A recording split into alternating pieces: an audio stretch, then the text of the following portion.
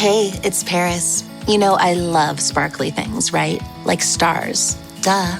And thanks to Hilton and AutoCamp, I just slept under them. Picture me, serving looks by the fire outside my luxurious Airstream, making s'mores with the kids, while a national park is our backdrop. The great outdoors meets Hilton hospitality. That's hot. Explore all the new ways to stay at Hilton.com. Hilton for the stay. This episode is brought to you by Indeed. When your computer breaks, you don't wait for it to magically start working again. You fix the problem. So why wait to hire the people your company desperately needs? Use Indeed's sponsored jobs to hire top talent fast. And even better, you only pay for results. There's no need to wait. Speed up your hiring with a $75 sponsored job credit at Indeed.com/podcast. Terms and conditions apply. I am Madison Timmons. I'm Chris Susi. And we're paranormal specialists who live in the most haunted city on earth, Savannah, Georgia. Every day is Halloween in our line of work, so join us as we spin true tales of haunts, murders, and disturbing Savannah history.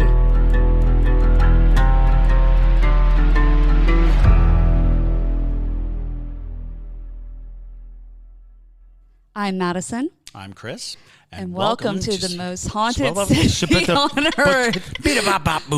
Hello, and welcome back to another episode of the most haunted city on earth. My name is Madison Timmons. I'm Chris Susi. And today we have a very fun episode for you guys. We have Luke Pilgrim and Brad Kennedy from Soza Bear Productions with us, and we're going to be talking about a really awesome, spooky project that's near and dear to our hearts. Absolutely. Cryptids. We love cryptids around here, so we're going to be talking to them here in just one second. But before we get into it, we have a few announcements for you guys. So if you're new here, first off, welcome. But also, we have a pretty packed Haunted City Summer is what we're calling it at this point. And we are going on our second investigation of the Haunted City Summer.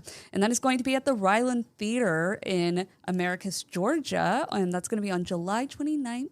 We are the first people to investigate this theater since the 90s. Yeah. So we have no idea what we're getting into, truly, which is honestly terrifying and fun all in the same box. I actually went into that theater before its renovations because I think it was renovated like 99 or something. So they're like just gearing up for it. And it's an incredible place. It's a beautiful, beautiful theater. Yeah, so we're really excited, and we are going to be live streaming all night long for the Parajunkies. So if you haven't considered becoming a Parajunkie over on Patreon, this is a great time to do so. Also, Chris, we have a guest coming on the show on July 23rd as well. Yes. Would you like to introduce him? Dr. Ken Torres. He is a pretty renowned exorcist and demonologist. He's a father, a priest. He is just an outstanding representative of the paranormal, workings. He was one of the managing directors of the Warren Legacy Foundation. He still works with another leg of the Warren Legacy groups. And he's just incredible. He really is just like a very grounded, down-to-earth kind of practical approach to the paranormal, and he has reached out with an interest in sending things to the museum, things that he feels are profoundly paranormally charged, but he feels that by hiding them from the public, we're missing out on opportunities to learn and to kind of have the open discussion about these things. Yay, some new objects to torment me. New objects. Fantastic. And speaking of the museum, Chris, if you want to put in your shameless plug here. Shameless plug. The Savannah Paranormal Museum is now open Thursday through Sundays. Please come down anytime. Enjoy. Go to our website, www.savannahparanormalmuseum.com. We have merch and we have pictures and other interesting things. Is that enough? Yeah, I think that's totally fair. I'm definitely going to put some car salesman shit up there. Yeah. Please do. Like the just sticker. Shoot, wing, wang, wang. Come on down and we'll give you a paranormal experience for just $24.99. And hopefully you don't take anything home, but you do sign a waiver. Yeah, you do sign a waiver. You cannot blame us if you bring something home from the Paranormal Museum. Absolutely. Okay. And then last announcement we have a new little treat for our Ultra Para Junkies, which are our friends who are the highest tier on our Patreon. After 1 year of being a Para Junkie on that tier, you get a very fun and exclusive little pin that says Elite Para Junkie. Ooh. We will mail this to you. If you are with, we will throw it at you durable. too. It's durable. Obviously, hard to hold on to, so be careful. But we will be sending these to you if you are an Ultra Para Junkie for over a year. They are so cute. It has our little ghosties, which is, you can decide which one's Chris and which one's me. But yeah, they're really exciting. And JT designed them himself. So it's super cool. Lovely. But all right, I think that's all the announcements we have. So let's go ahead and get into this, y'all. So Luke, Brad, welcome. Hey, thank you for having us. Yeah. Yes, absolutely. Yeah, we're so excited. JT and I watched the first couple episodes that you sent, and honestly, I'm really impressed. The production value was phenomenal. It was so good. It's so good. And honestly, I think North Georgia really does not get the love that it deserves. No, for its absolutely cryptids. not. It's there's a very active Bigfoot community throughout that region. That I think there's even a festival every year that we definitely need to go to. But Thank you. We appreciate that. Yeah. Yeah. I'm so glad you guys enjoyed it. It's been a super cool project to work on, and we met a lot of cool people. I heard a lot of really cool stories, a lot of spooky stories. And I mean, it's been like a year in the making, so it's like no easy task for us to make a series like this, but I think it's been totally worth it. Oh yeah, absolutely. So what was kind of the inspiration to create this series? Was it you were just Bigfoot fanatics, or have you had an experience, or what was kind of the idea? Well, I haven't had an experience yet. I would think I'll panic when I do, but I mean, maybe I'm a Bigfoot fanatic. I don't know if the rest of the guys are like Bigfoot fanatics, but yeah, I mean, we've all been interested in this kind of stuff, though, and we are filmmakers, so it's like we make a lot of like paranormal videos, and like we had a whole like TikTok like span where we were just making pretty much only paranormal themed video. They were like, it was sort of like Paranormal Activity, right? Like found footage, Yeah. Sure. short horror films. Because it started out with you kind of doing a series where it seemed like, oh, he's just a guy in his house, I'm playing guitar, and then suddenly the books fly off, Right. behind them, and eventually it grew, and people were kind of along for the ride. It was very, I guess, like Performance storyteller, art. performance art sort of thing, and then we started, like you said, getting more into, okay, Luke's outside his house with his son, and Bigfoot walks by. And a lot of it was like VFX tests. Yeah. It's just us like experimenting with visual effects and things like that. And so, yeah, so like I feel like we've just kind of been surrounding ourselves with a lot of that type of stuff. And I think we've like somehow drawn it towards us more, I guess, because we started working with like the city of Ellijay, like actually making commercial like ads for them, which because we do that as well, obviously, right? We make Right. commercials and music videos, like whatever you can think of that you can point a camera The at, filmmaker's credo. Exactly. Of course, yeah. Exactly. So we did a really cool little short, funny ad called "The Offbeat Traveler," and it was like a spoof of a guy who's like he's playing like a YouTube personality who's going to like look for Bigfoot in Ellijay in like the Blue Ridge Mountains, but he basically hires this guy that's like his guide, but everywhere he takes him, the whole joke was like he never finds Bigfoot. He keeps finding like all these things that are Bigfoot themed in the town though, which is what's really cool, right? Like you go to this restaurant, they've got Bigfoot tracks. It's like a ice cream that you can order, or like there's signs like all over town that are just Bigfoot like related, or just that silhouette of Bigfoot or whatever. So it is like in the culture there. Like if you go to Roswell, New Mexico, everything's alien themed. Absolutely. Right? It's it's the vibes, and so they were like, it did really well for them, I guess. And they were like, we want to do a follow up, and so that's when we were like, we hit them with the big ask, where we were like, what if instead of like a funny video, what if we make a documentary series? And and they liked the idea. So that was how we were able to like actually go and do it, you know. Yeah. Sure. And I mean, it's our first big like swing at a documentary, but in a lot of ways, we've been training for this for a while. Like Luke said, we've done, years, we've been a company for about a decade now, and we've done years of documentary style promotional videos for anything from small businesses to corporations to universities. So we were used to interviewing people and getting their story, but instead of it being solely advertisement, this documentary was really our first foray into just truly storytelling and following that documentary style of, you know, not really having, it's not a puff piece or anything or to Right. advertise, your product or service. This is just people telling their stories. And that was kind of the whole premise for it for us. Was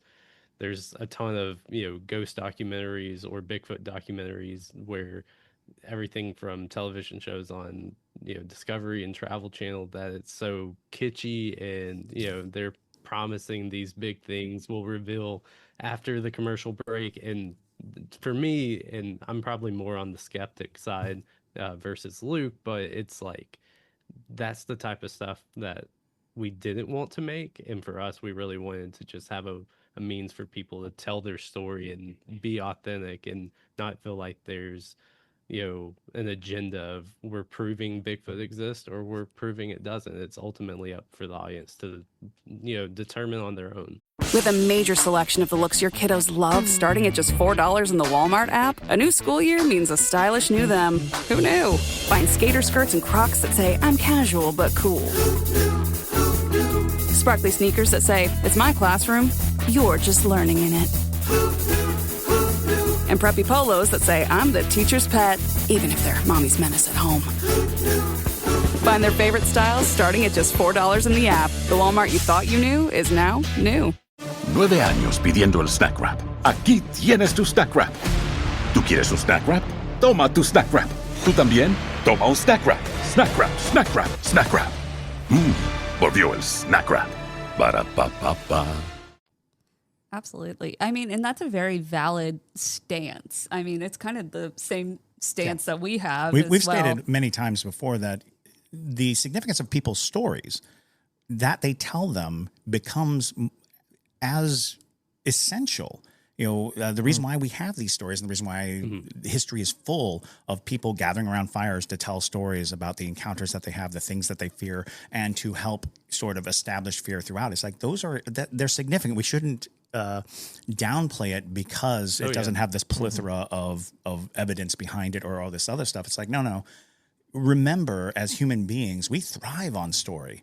Our whole existence is basically how do we get the story from our internal world to the external world to affect other people, to have, a tribe, as it were.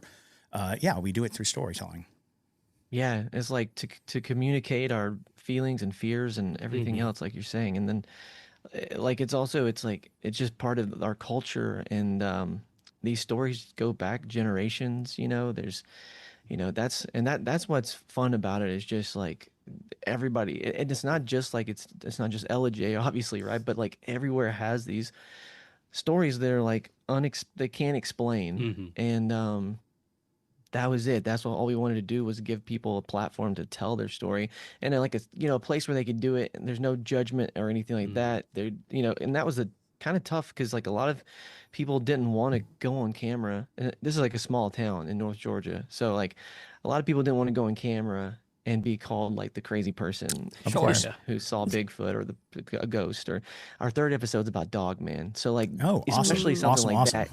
And it's a very cool episode. Like I'm super excited about it. But when you first hear the word Dogman, a lot of people are like, that just sounds stupid. You know what I mean? Right. Like, sure. And I think that is one of the things, that having an outlet that is non-judgmental, that is, because I think so many people have these stories, but they keep them locked up because we accept mail from our fans, and the mail oftentimes will start with, you're going to think I'm crazy, or everyone would say I'm crazy, or it keeps falling back to that self-persecution of this event happened to me, but I can't talk about it because my peers, because of the people I respect, would lose respect. And it's like, well, that's not fair.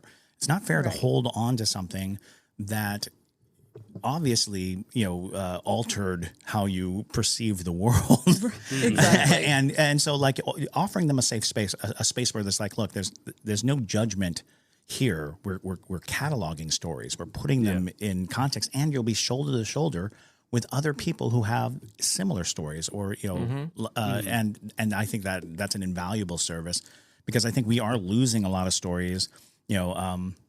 I cannot tell you how many people we kind of broke into telling a ghost story who are like, I don't believe in it. I've never seen anything. I love it. And then at some point they're like, well, there was this one time, there was something that they locked away, because their entire existence kind of creates this, necessitates the denial of it, but they hold on to it. Even my own father once told me a UFO story, and my father is not by any stretch of the imagination woo-woo in any way. And you're like, oh, okay. Why don't you share it? It's like, well, because people will think I'm crazy.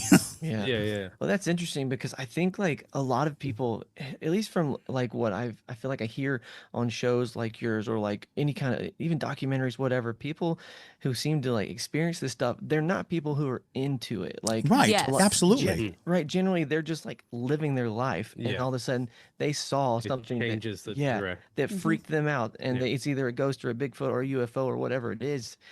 But they weren't like in the Bigfoot club before that. Right. So Exactly. that just kind of, that lends more, to me, that lends a little more credence to it, because if you're going out looking for it, it's kind of different than if it's just like this thing fell in your lap. Yeah. And I was going to say that with the documentary is, especially, I think Bigfoot compared to Ghost is like, more people are kind of, in my experience, open to saying, hey, something haunted happened or something creepy. It could be a ghost. And especially in the South, I think there's some of that interweaves with just, society and the way we see the world. There are some people who are maybe not as into the paranormal side of ghosts, but everyone kind of, I think, are a little bit more open to share that. But what I found so interesting with all of the people who experience Bigfoot that we talked to, eventually you start noticing similar events or happenings that kind of tie in all these stories, that when you hear it from one person first, you're kind of like, well, that's their experience. Maybe it's, it doesn't really line up, maybe that could have been a bear or whatever. And then eventually you start hearing a couple more of those stories and meeting these people. And what was super neat is, like Luke saying, a lot of these people weren't just looking for Bigfoot, they just happened to experience it, and the stories all line up and there's similarities, and you start going, okay, maybe there's some credence to it, whatever. It makes you start to think that these people aren't trying to just all join in a lie. They're Right. They really believe it, and everyone we talked to was so earnest about it. And I think that was what was super neat that I didn't anticipate going into it, is these people, They're not crackpots. If you believe it or not, they truly believe it, and they don't care. And that's a validation, right? I mean, that's a valid. It's fascinating when we question that eyewitness account, or we question these things, and it's like, well, it's significant to them, and so we can at least honor that. We can honor the significance to the person, regardless of our feelings or our beliefs surrounding the event. It's like, well, listen to what this person is saying. And it is funny when you start to listen to like many stories over and over, how many similarities, how many things seem to bolster and support each and I other. imagine on y'all's end, it's magnified, with so many stories. We actually end up like creating columns. It's like, oh, that's a Hat Man story. Oh, that's a doppelganger story. Oh, that's a mimic story. Oh, that's a, because a lot of times people write with absolutely no idea what they're encountering, but it falls into, by description, it's like, oh, we have a whole stack of stories that are like that. And we can kind of like start to gear it towards, this is what this sounds like. You're mentioning a lot of things that other people have said, and that gives us, some interest.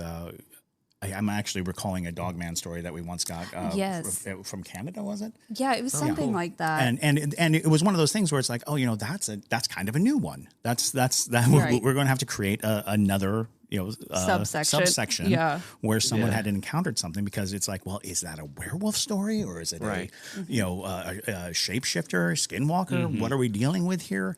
But the description ultimately came off as a man-sized, It was like mangy I wanna say. wolf thing, and you're like, oh, okay, well, that fits into this category, and we have a great time, because I think we came in as enthusiasts, but we've become very good at organizing these stories and putting them into. It's like you become curators of it, right? Right. Yeah, that's it. That's exactly it. Yeah, we've heard basically every variant of the Hat Man you could possibly imagine. Wild. Yeah. And it's funny, because now even Hat Man has subcategories. Like, well, usually Hat Man doesn't like move or talk, but this person heard him talk. And Hat Man sometimes doesn't have eyes at all, but this person says he has red glowing eyes. Right. And so you're like, creating all these subsections of something you already knew about. Exactly. I will say, though, I think Bigfoot people who have had encounters or genuinely believe in Bigfoot, they're the loudest about it. Because, and it's fascinating, too, because every time I've heard a Bigfoot story, they're just absolutely bananas, but I believe the person. I want to say it's the man who runs the North Georgia Bigfoot Festival. Yeah. We ran into him at a convention. Yeah, at a convention. And he was saying there's like families of big feet, I guess. Yeah. Bigfoots? Bigfoots. I think they call them Bigfoot. Yeah. Bigfooties? The Bigfoots. It's like deer. Yeah. Just Bigfoot, I think. One Bigfoot, two Bigfoot. And they just and they're living out in thank you. We've been delivered liquid death, apparently. Nice. But yeah. Product placement, right? Product placement. Yes. It suits our brand. It really does. I've hit them up multiple times. I'm waiting for a response. One day. I am one. Fingers crossed. I'm one removed from one of the main investors, and we've been trying to get a hold of her. Yeah. But because she really? frequents a bar that my friend was a bartender at. Okay. Oh, that's cool. But we're just waiting for it to come back to us. Imagine dead podcaster, sparkling water. We've There you got a go. big stand in the museum.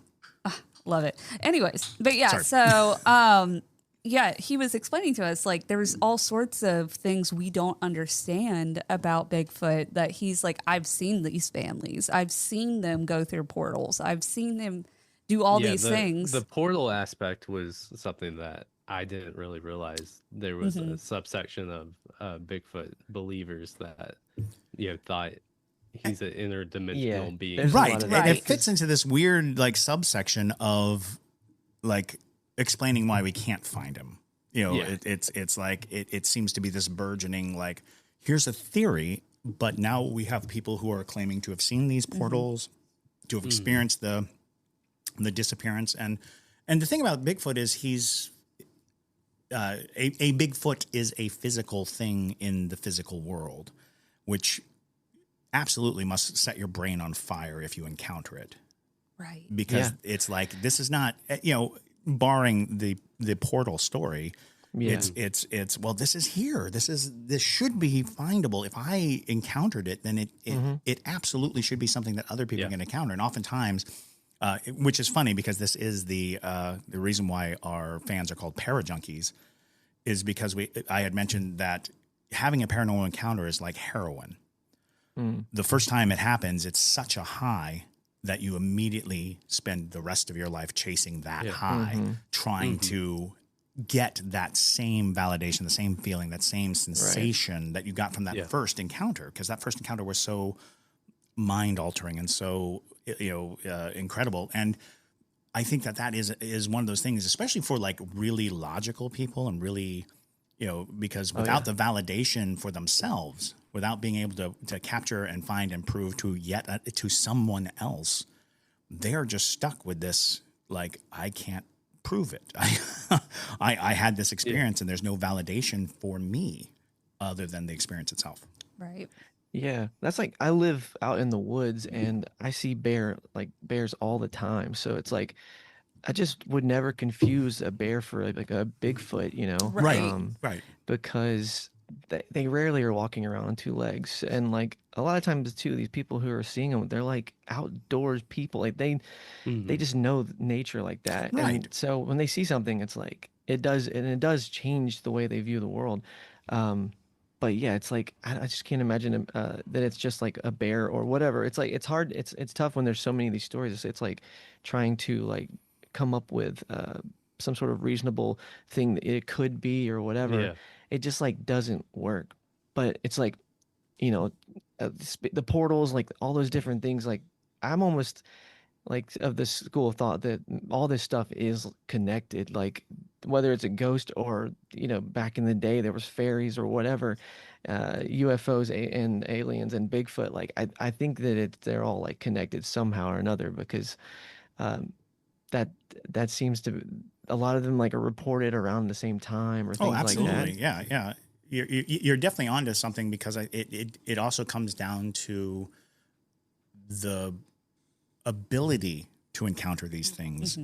Almost comes at that, you know, that paranormal anomaly point. And to suggest that, you know, that you can draw borders around each of these events and say, okay, well, Bigfoot is a certain thing and a ghost is a certain thing and a UFO is a certain thing. It's like, well, we're actually probably dealing more with like the frequencies on a radio station, you know, on a radio, you know, the ability to kind of access a perceptive idea. They all exist within our realm, but we just can't quite tune into them. But given the proper, you know, push, nudge, location, vibration, whatever, we suddenly do have the ability to say, oh, that was it. I was at the right radio station at the right location, and these things all converged. But you're absolutely right. We shouldn't spend time spreading them apart. We should really think about looking at them as a phenomenon, you know, solidly, because every culture on the face of the earth has these stories. If every culture on the face of the earth has these stories, then something's up, right? Right. They can't, and most of these cultures at one point had no means We're of isolated from each other, yeah. Exactly. So it's like, how are they having these same experiences? Yeah, we're big. I guess like activists almost.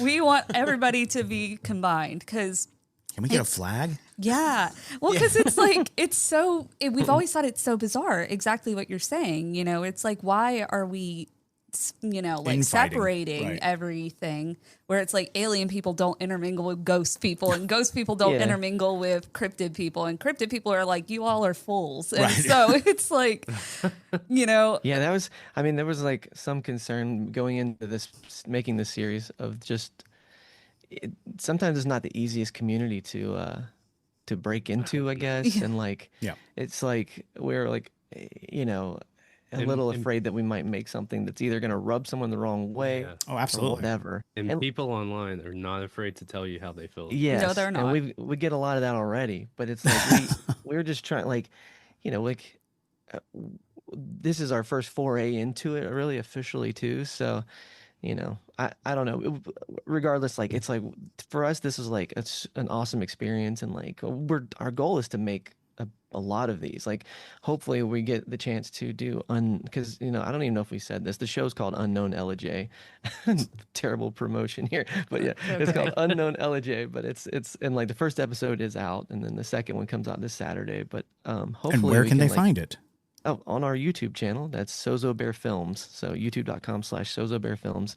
10 a.m. this Saturday, the Ghost episode will be coming out. So I think your audience will probably appreciate that episode the most. But then, like you said, y'all have been talking about Dogman and all this other stuff. So, I mean, episode 3 is Dogman, and That's that'll be fantastic. week after Yeah. next. we love it. But yeah, we hope to be able to go to like, you know, other towns, Yeah. especially in Georgia, the Appalachians, whatever, and do unknown insert town here. You know? Because I mean, our thought on this is obviously every community has those stories. If it's cryptid, absolutely. if it's ghost, if it's a weird history. I mean, that's the neat thing too. And I feel like that's kind of underneath all of the paranormal stories is the strange history of Gilmer County, Georgia, Ellijay, Georgia, which is, you know, the city in there. And it's just it's the start of the Trail of Tears. There's Civil War Reconstruction, Wild West style, murders Violence. in downtown that, you see in the ghost stories of in one of the oldest house, which is now a museum called the Tabor House. There is a Confederate soldier and a little girl that are said to haunt there. There's a lot of these connections. The same thing with Bigfoot or Dogman. There's just so much history and kind of dark history that then lends itself and I think connects it into all these paranormal stories. And really, every place, every small town has their version of the past, the stories, the darkness that I think makes it really interesting. And yeah, like Luke said, we want to explore, the unknown of any small town. Yeah, we actually have earmarked in our world of producible things, small town ghosts. The concept being that every town has their ghosts, and those ghosts are particular to the town, and they're essential to the town because everybody likes to whisper that story. Everybody knows that house you avoid, or the one that you dare your friends to go ring the doorbell at, and things like that. And the fact that those things exist tell us about an interconnectedness of each of these small towns, that everybody still honors these things, and they'll have monsters you've never heard of. They'll have the bat baby, the tabloid. Yeah, right. The spider children, and it's like, oh, don't go down the creek. The frog boy is going to eat your face. And you're like, oh, okay. Could you tell me about the frog boy? Yeah. And the fact that they do. Everybody kind of creates these interesting mythologies because we can't help but do that. Oh, did we lose Sorry, you? we lost your audio for just a second. Oh, okay. Sorry. Well, I was going to mention, so something I really enjoyed about the first episode was a quote that was like, go and talk to the people that are like fourth generations in the area, and they'll tell you everything you want to know, because that is so true. And I wanted to ask, was there anybody in particular, obviously you don't need to give spoilers or anything, but anybody in particular that you felt was the most of a character or had the most interesting stories? Oh, I mean, definitely. There's definitely characters for sure. Yeah. I mean, like one of the characters definitely is someone that I actually just have known for a long time. That's Vic. He's in there. He's like my paranormal Sherpa up the hill of paranormal, right? Like I've known him since I was a kid. So I mean, it was kind of cool getting to like bring him into this project, because he's been like telling me crazy stories my whole life. But as far as like other like locals and stuff in Ellijay, I think Pam the gardener in the ghost episode, and us, we never met this woman. She was like, when we were doing the interview, I didn't even see her. She, for us on our end, she's a disembodied voice off in the distance.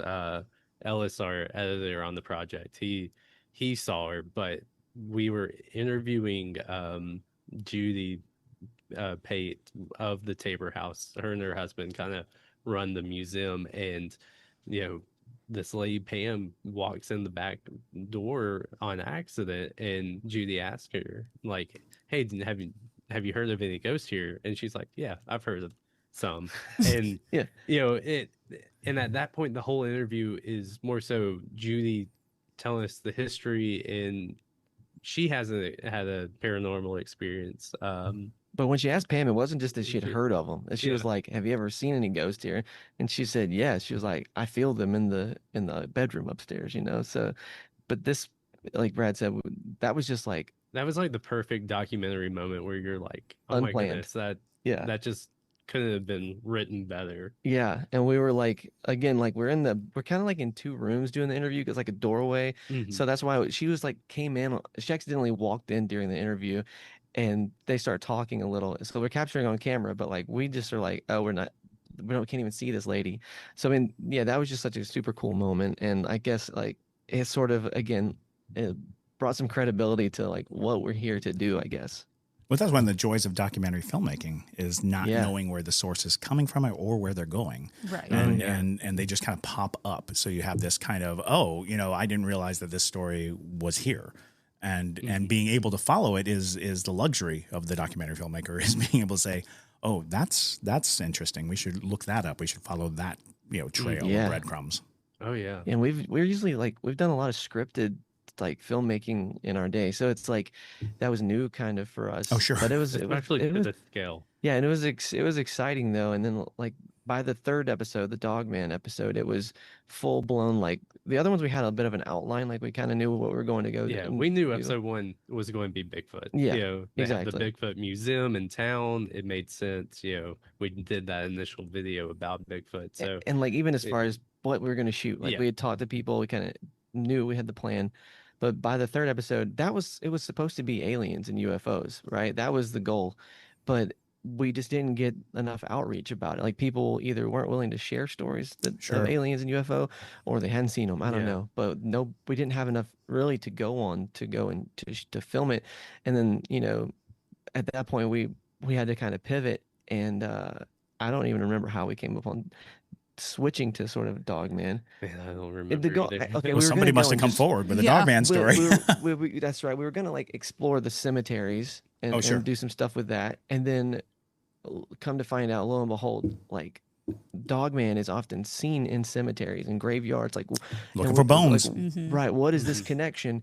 So that was sort of the thread that we started to follow, and so that third episode is the most organic, I think, of all of them, where we just are following the breadcrumbs, Yeah. and then That's so talking to cool. them. Because It you see is. some of our research in real time as Yeah. well about Dogman. So we just happened to find this story that a guy wrote on the Dogman subreddit.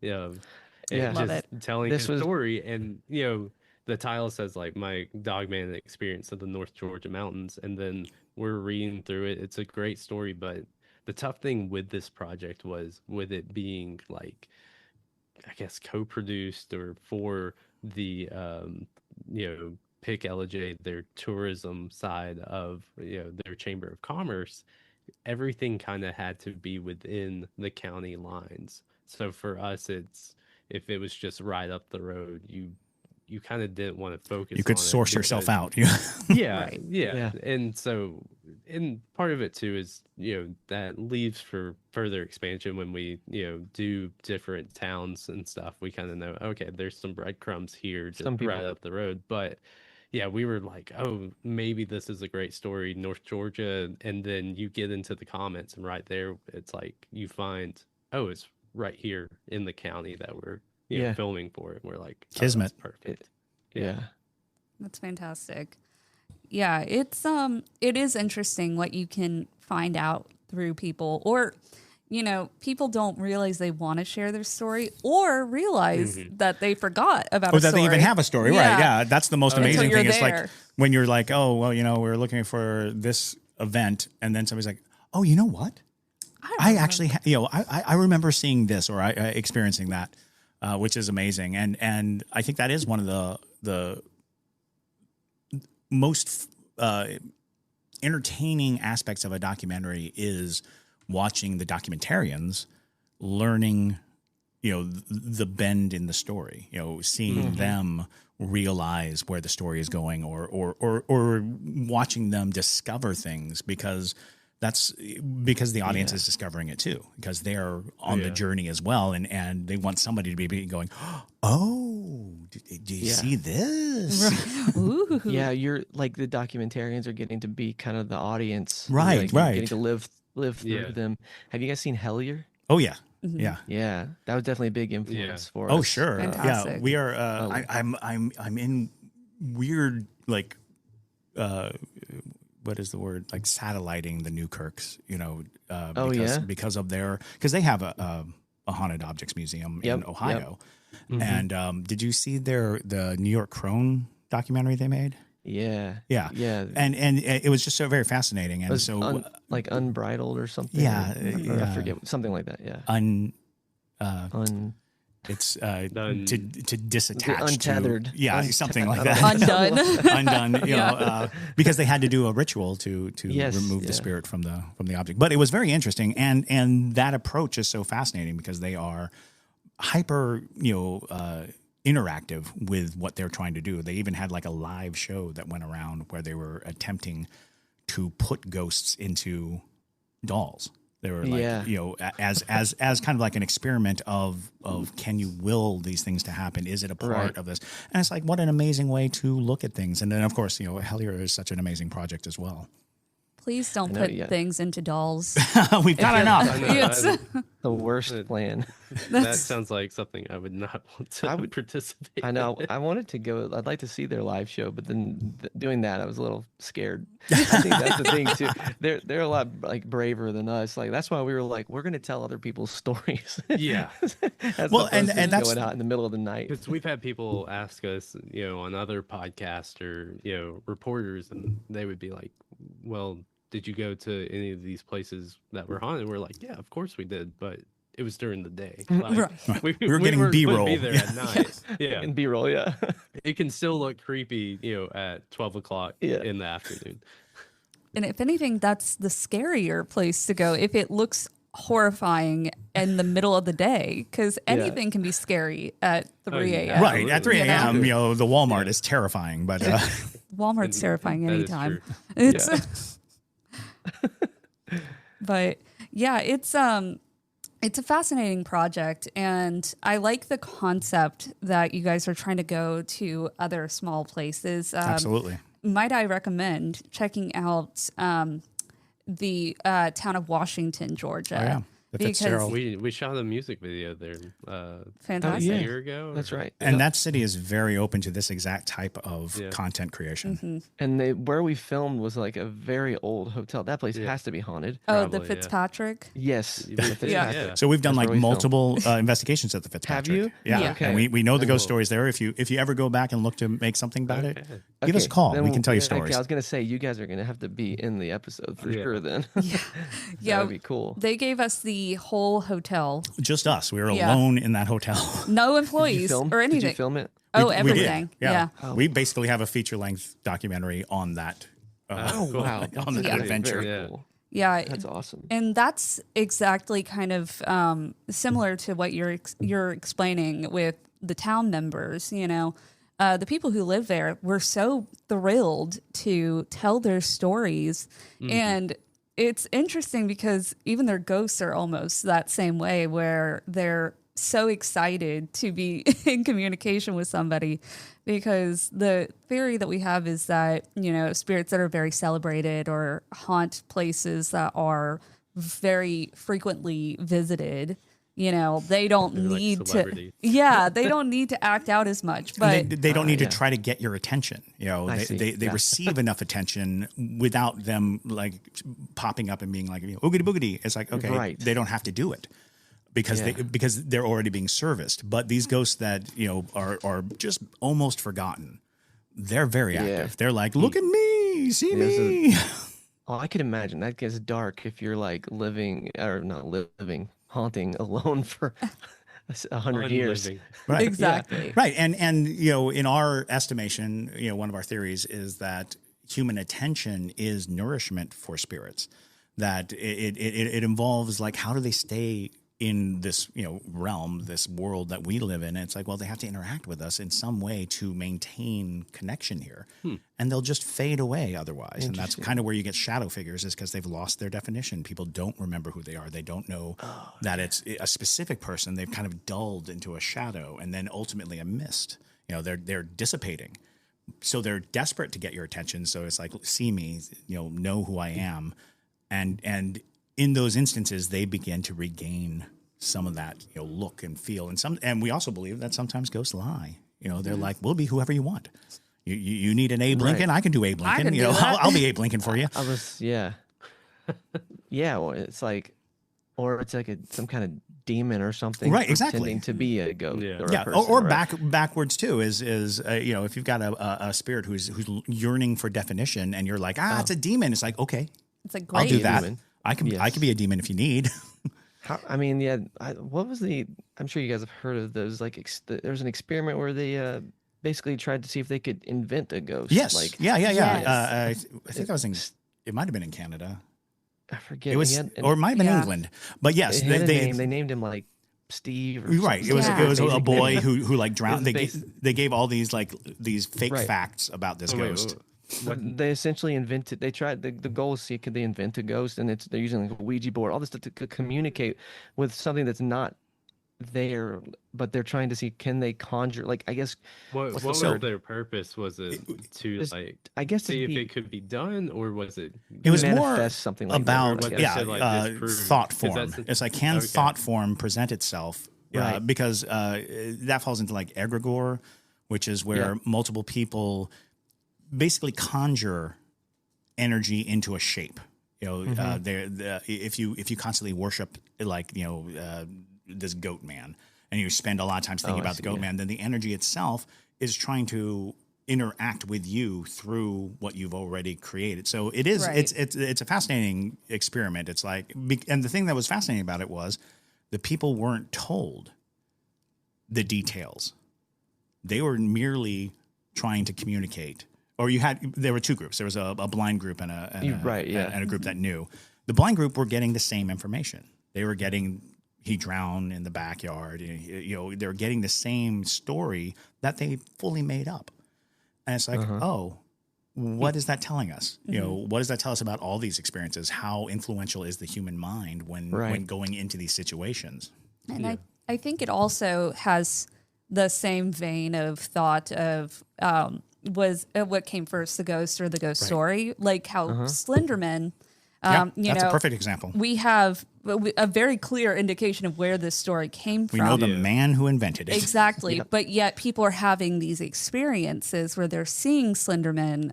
It's like they have a visual to put over what they're... And they're pouring their attention into and intention into interacting with it, and then they're seeing it or experiencing it or having these things. And it doesn't help that Slenderman has this sort of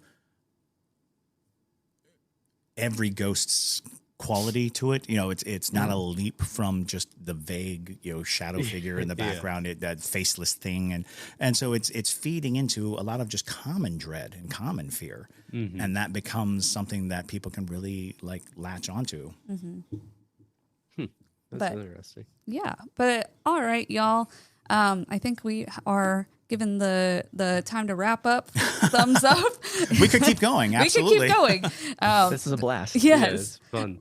But Luke, Brad, we're so glad that you guys were able to come on and join us today. And we very much so look forward to watching the rest of the series and whatever else comes after this. And if you guys want to check it out, you can check it out on their YouTube if you missed that little bit. And you said it's just Sozo Bear Films, or okay, that's right. Perfect. There's going to be a link in the description. JT said there's going to be a link in the description. So excellent, fantastic. All right, y'all. Well, thank you so much for listening to today's episode. We hope that you enjoyed. And if you don't already follow us as well, you can follow us under Haunted City Podcast on all of the platforms. And with that, my name is Madison Timmons. I'm Chris Soucy. And stay spooky, y'all.